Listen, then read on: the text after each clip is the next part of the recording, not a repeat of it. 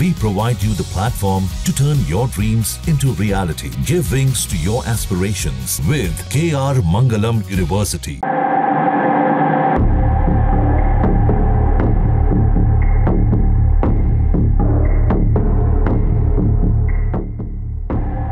Gujarat ATS ने देश को लहूलुहान करने की साजिश रचने वाले 4 आतंकियों का पर्दाफाश किया, जिसके बाद अल-कायदा के एक्टिव मॉड्यूल से जुड़े 4 संदिग्धों को गिरफ्तार किया। आतंकियों की पहचान इस तरह से हुई: मोहम्मद फाइक दिल्ली, मोहम्मद फरदीन गुजरात, सैफुल्ला कुरैशी गुजरात और जिशान अली नोएडा सेक्टर 63। सभी की उम्र 20 से 25 साल के बीच बताई गई। चारों सोशल मीडिया ऐप्स के जरिए जुड़े हुए थे। इनका मिशन अल-कायदा की विचारधारा फैलाना, टारगेट प्लान करना और मॉड्यूल विस्तार करना था।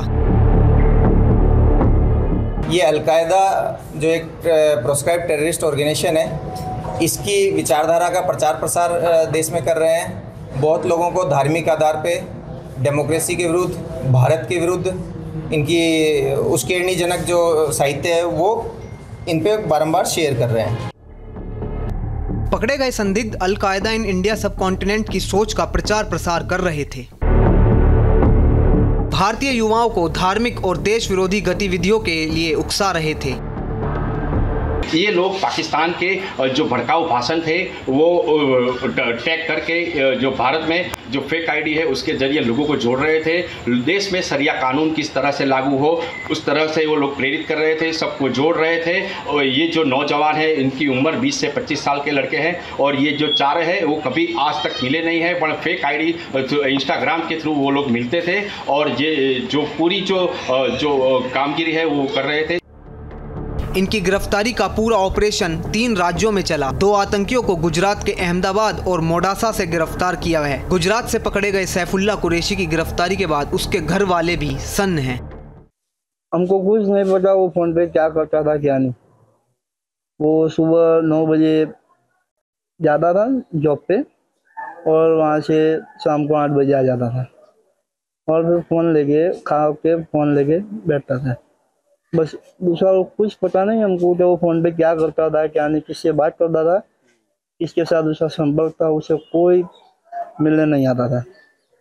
बस एक संदिग्ध आतंकी की गिरफ्तारी दिल्ली के फराज खान मोहल्ले से हुई है। मोहम्मद फाइक 14 साल से परिवार के साथ फराज खान मोहल्ले में किराए के मकान में रह रहा था। क्यों उठाया है? बेकसूर है तो बोलिए। आतंकी संगठन की अगर बात करें तो वो है अल-कायदा इन इंडियन सब कॉन्टिनेंट, यानी अल-कायदा की भारत उपमहाद्वीप मॉड्यूल में जो 4 आतंकी पकड़े गए हैं उनमें से एक का घर यही है। पड़ोसी हैं, हम नीचे रहते हैं, वो चौथे फ्लोर पे, चौथे पे तीसरे पे हैं, तीसरे पे हैं वो। अगर आप सिर्फ ये बता सके कितने साल से रहते हैं, परिवार में कौन कौन? तो यहाँ 2 साल से हैं, ये पुराने हैं रहने वाले। नेचर कैसा? फकीर नाम बताया जाए, नाम क्या था? जी नेचर वाइज तो सही था, मतलब नाम है उनका, कभी सलाम दुआ करनी जैसे हमें, मतलब ऐसा नेचर वाइज तो सही था बिल्कुल। तो उसने बताया कि मैं क्या काम करता हूँ क्या? नहीं, हमारी इतनी मुलाकात नहीं है, इतनी बोलचाल है क्योंकि मैं अपने घर में रहती हूँ। तो क्या अपने वालिद के साथ रहते थे, अपनी बेगम के साथ रहते थे? हाँ, बस हमने तो यही सुना कि मोमोज का कुछ बेचते हैं, पता नहीं क्या, बर्गर वर्गर। और पूरा परिवार साथ में तीसरे और चौथे फ्लोर पे दोनों परिवार? नहीं, चौथे पे उनका तो। एक संदिग्ध आतंकी जिशान अली को नोएडा के सेक्टर 63 से पकड़ा गया। जिशान अली नोएडा की सेक्टर 63 की एक फैक्ट्री में काम करता था, जबकि उसका कनेक्शन मेरठ के ललियाना और बहलोलपुर गांव से भी जुड़ता है। जिशान के पिता का कहना है कि उन्होंने 1 साल पहले बेटे को घर से निकाल दिया था।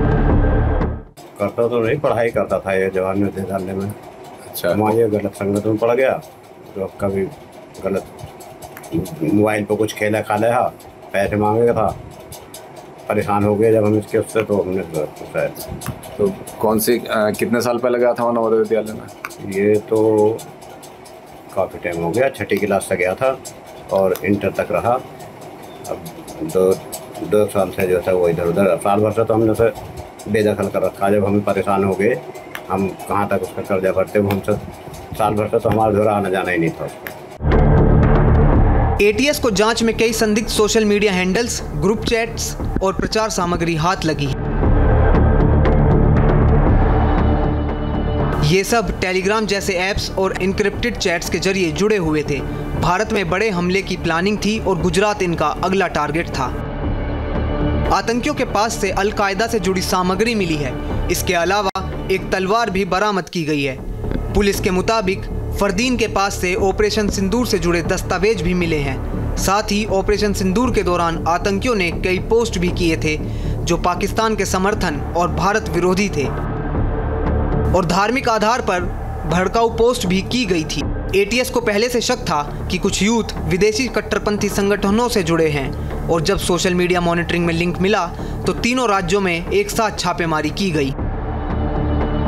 इन चारों लोगों के ऊपर थोड़ी वॉच रखी गई, फिजिकल तरीके से भी इनके मूवमेंट और इनकी एक्टिविटीज़ के बारे में चेक किया गया तो पाया गया कि ना केवल सोशल मीडिया के ऊपर परंतु ये इनकी जो मूवमेंट है फिजिकली भी वो भी शंकास्पद है।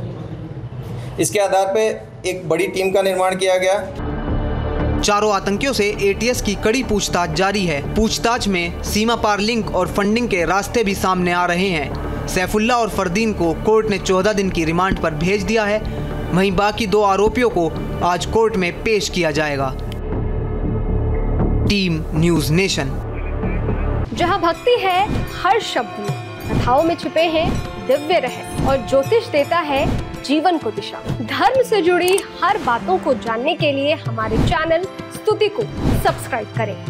चैनल पर जाने के लिए इस लिंक पर क्लिक करें।